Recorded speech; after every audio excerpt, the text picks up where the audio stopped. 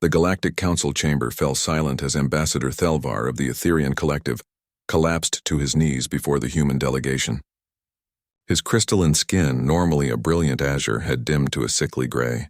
Behind him, representatives from 12 other species stood with heads bowed, their universal translators carrying the weight of their desperation into every corner of the vast chamber. "Please." Thelvar's voice cracked through the translation matrix. "The Krell swarm has consumed 47 worlds in 3 solar cycles. We have tried diplomacy. We have tried defense. We have tried everything. Our fleets are shattered. Our colonies are ash. We come to you, humans of Earth, because we have nowhere else to turn." Fleet Admiral Sarah Chen sat motionless in her chair, her dark eyes scanning the assembled alien dignitaries. Beside her, Secretary General Marcus Webb maintained his diplomatic mask, but she could see the muscle twitching in his jaw.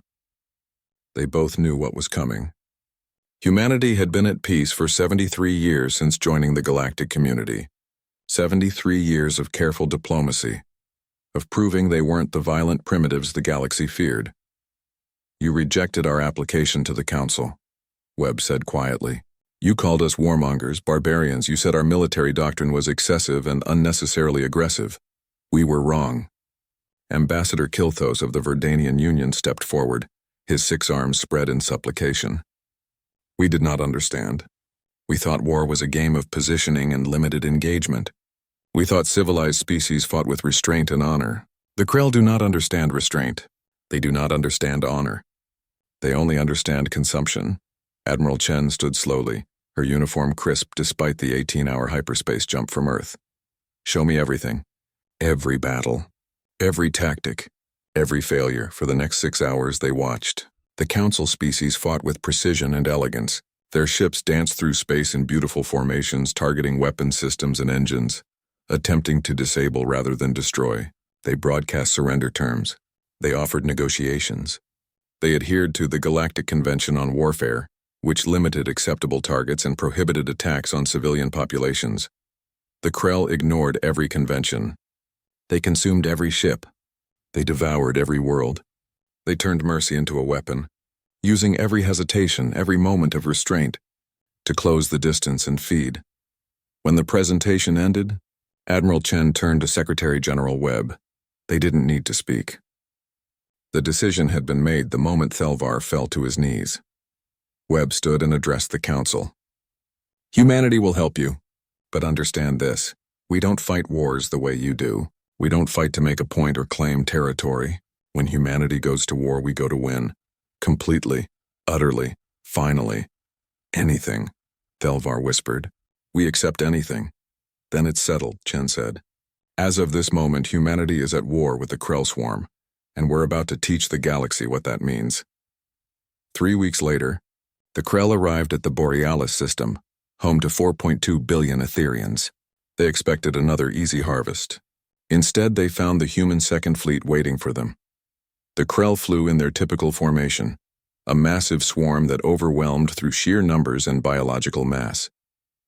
They saw the human ships, smaller and fewer than the Council fleets they'd faced, and accelerated for the kill. Admiral Chen watched from the bridge of the UESS Indomitable. "All ships weapons free. Remember your training. No warning shots. No disabled ships. No survivors." The human fleet opened fire. Railguns accelerated slugs to relativistic speeds. Nuclear-tipped missiles filled the void between ships. Point defense lasers created impenetrable barriers of light. Where Council fleets had fired to disable, humans fired to obliterate. The Krell's first wave simply ceased to exist.